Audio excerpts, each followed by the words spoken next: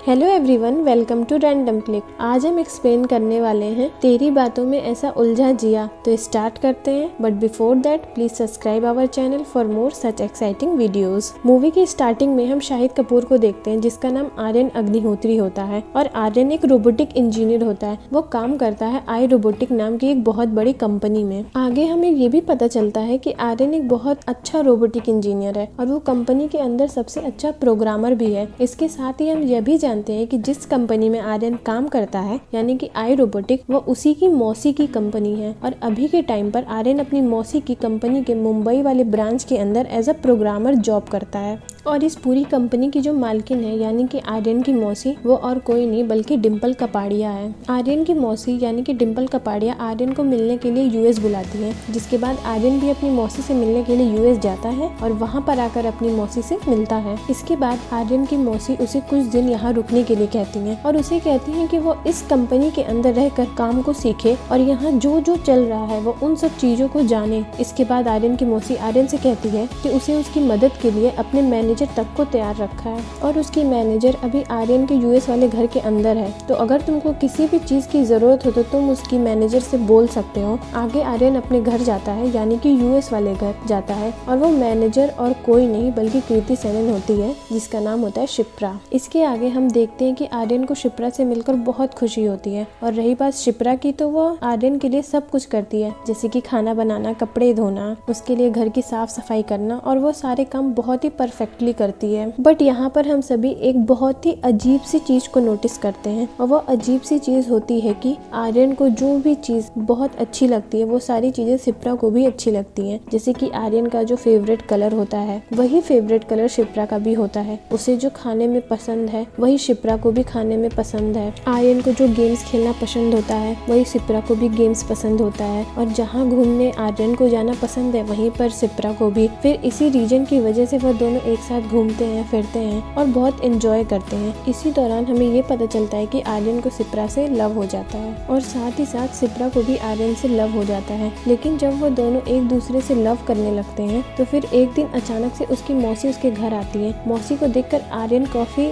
Uncomfortable feel करने लगता है और वो ये सोच रहा होता है कि वो अपनी मौसी को ये बात कैसे बताए कि वो और शिप्रा एक दूसरे से प्यार करते हैं। लेकिन यहाँ पर हमें पता लगता है कि मौसी को सब कुछ पता होता है, बट यहाँ पर एक ही बहुत ही बड़ा खुलासा होता है। असल में आर्यन की मौसी हंसते हुए आराम से कहती है कि उसे उसके और शिप्रा के बारे में जानकर बहुत खुशी हुई और उसे बताती है कि असल में शिप्रा कोई इंसान नहीं बल्कि एक रोबोट है, एक ऐसी रोबोट जिसको उसी ने बनाया है और उसे इस तरीके से डिजाइन किया गया कि वो न सिर्फ हम सब की तरह दिखे बल्कि वो ह्यूमंस के बहुत करीब भी जा सके। यानी कि जिस तरह से हम सब खाते हैं, पीते हैं, घूमते हैं, फिरते हैं, बातें करते हैं और इमोशनल होते हैं, ठीक उसी तरह से सारे इमोशन इस रोबोट के अंदर है। यहाँ पर उसकी मौसी एक्सपेरिमेंट कर रही थी कि क्या उसकी बनाई हुई रोबोट ये कर सकती है या नहीं। इसके आगे आर्यन की मौसी उससे कहती है कि असल में उसे अभी कई सारे एक्सपेरिमेंट करने हैं और उसे आर्यन की जरूरत है। लेकिन इधर आर्यन को जैसे ही सारे बातें पता लगती हैं कि शिप्रा कोई लड़की नहीं बल्कि एक रोबोट है, उसका दिल टूट जाता है। वो बहुत ज्यादा अपसेट हो जाता है और ऐसा इसलिए क्योंकि उसे शिप्रा से प्यार हो गया था। आर्यन अपनी मौसी से भी नाराज हो जाता है और वो उनसे कहता है कि आखिरकार उन्होंने उसे एक्सपेरिमेंट करने के लिए क्यों बुलाया था। उसकी मौसी आर्यन से कहती है कि वो सबसे अच्छा रोबोटिक इंजीनियर है, इसलिए ऐसे एक्सपेरिमेंट के लिए उसे वो सबसे अच्छा ऑप्शन लगा था। बट आर्यन बाकी के एक्सपेरिमेंट को करने के लिए मना कर देता है। आर्यन जैसे ही अपने घर आता है, आर्यन की फैमिली मिलकर आर्यन की शादी करने के लिए कहते हैं और वो शादी के लिए हाँ भी कर देता है क्योंकि वो बहुत ज्यादा डिप्रेस्ड होता है। और फिर इसके बाद ही आर्यन की शादी फिक्स होती है और उसकी एंगेजमेंट कराई जाती है। लेकिन जिस दिन आर्यन की एंगेजमेंट होती है उसी दिन वो अपने घर से भाग जाता है और मौसी से कहता है शिप्रा के साथ एक्सपेरिमेंट करने के लिए उन्हें जो जो करवाना है वो सब करने के लिए मैं रेडी हूँ। ये सुनकर आर्यन की मौसी बहुत ही खुश हो जाती है और वह उसे यूएस बुलाती है। बट आर्यन अपनी मौसी से कहता है कि वो यूएस नहीं आएगा बल्कि वो शिप्रा को इंडिया भेज दे, और ऐसा इसलिए क्योंकि आर्यन अपनी मौसी से कहता है कि वो शिप्रा के अंदर इंडिया में भी एक्सपेरिमेंट करना चाहता है और वह देखना चाहता है कि शिप्रा इंडिया के अंदर फिट बैठती है या नहीं, क्योंकि आफ्टर ऑल आर्यन की मौसी शिप्रा को इंडिया में लॉन्च करना चाहती थी। और फिर इन्हीं सब रीजन से आर्यन की मौसी शिप्रा को इंडिया भेज देती है। शिप्रा जैसे ही घर पहुंचती है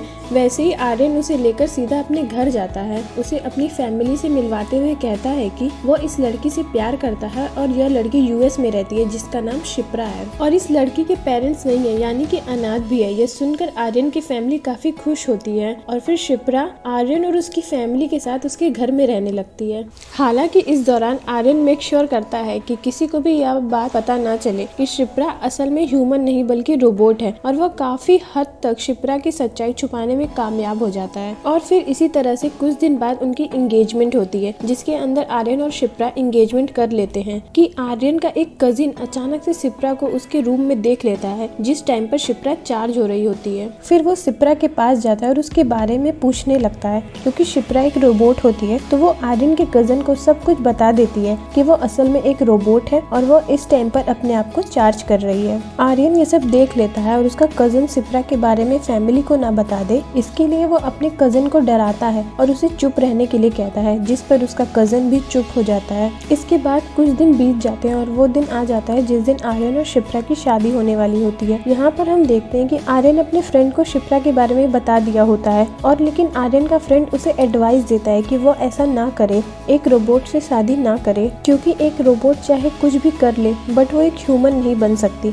लेकिन अब क्योंकि आर्यन शिप्रा से प्यार करता है और आर्यन इन सारी बातों को इग्नोर करता है और वो शिप्रा से शादी करने के लिए तैयार रहता है। बट उसकी शिप्रा अपने आप को चार्ज कर रही होती है बट उसी टाइम पर अचानक से लाइट चली जाती है, फिर झटके से वापस आती है। बट इस वजह से शिप्रा के सर्किट में शॉक लगता है और उसके मदरबोर्ड में माल फंक्शन हो जाता है, यानी कि शिप्रा के सिस्टम में खराबी आ जाती है। बहुत ही अजीब बिहेव करने लगती है, जैसे कि वो कभी बहुत धीरे बोलती है, फिर बोलते बोलते तेज हो जाती है और चलते टाइम भी बिल्कुल टेढ़ी मेढ़ी होकर चलती है। इसके बाद ही शिप्रा वो सारे टास्क करने लगती है जिन टास्क के बारे में उसे मना किया गया होता है। जैसे कि शादी वाले दिन ही वो सबके सामने आकर सारे मेहमानों के सामने डांस करने लगती है और जब यह देखकर आर्यन की बुआ उसे रोकने आती है तब वो आर्यन की बुआ को 2 थप्पड़ भी मार देती है। इसके साथ ही वो आर्यन के कजिन को पकड़ती है और उसे घसीटते हुए छत पर ले जाती है और छत पर ले जाकर उसे नीचे फेंक देती है। बट क्योंकि नीचे गद्दा होता है इसलिए आर्यन का कजिन बच जाता है, बट शिप्रा रुकती नहीं है और वो इसी तरह से टेढ़े मेढ़े काम करने लगती है। ये सब देखकर आर्यन उसके पास आता है और उसे पकड़कर रोकने के लिए कहता है और साथ ही साथ वो उसके बटन को ऑफ करके उसे रोकने की भी कोशिश करता है ताकि वो किसी तरह से शट ऑफ हो जाए। बट हम यह देखते हैं कि शिप्रा ऑफ नहीं होती और वह आर्यन को पीछे हटने को कहती है, लेकिन आर्यन वहाँ से नहीं हटता। शिप्रा गुस्से में बाल्टी पकड़कर उसके सिर पे मार देती है जिससे कि आर्यन नीचे गिर जाता है और शिप्रा मंडप की तरफ बढ़ने लगती है और एक जलती हुई लकड़ी को उठाती है और हर तरफ आग लगा देती है। और ये सब देखकर आर्यन बहुत गुस्सा होता है और अपनी शादी वाली तलवार के पिछले हिस्से से शिप्रा के ऊपर अटैक करता है जिससे कि शिप्रा नीचे गिर जाती है। जिसके बाद सारी फैमिली शांति की सांस लेती है और फिर यहीं पर हम देखते हैं कि आर्यन को ये रियलाइज हो चुका होता है कि एक रोबोट चाहे कुछ भी कर ले बट वो कभी ह्यूमन नहीं बन सकता। इसके बाद ये सीन खत्म होता है और हमें आगे का सीन दिखाया जाता है जहाँ पर हम यह देखते हैं कि अब 6 महीने बीत चुके हैं और 6 महीने बाद आर्यन की मौसी एक लॉन्च इवेंट के अंदर शिप्रा को लॉन्च कर देती है जहाँ पर वो बताती है कि यह 2.0 है और असल में शिप्रा 2 है। इसलिए क्योंकि आर्यन की मौसी ने शिप्रा के अंदर से सारे मॉल फंक्शन को ठीक करके उसे लॉन्च कर दिया था। इसी लॉन्च इवेंट के अंदर आर्यन भी होता है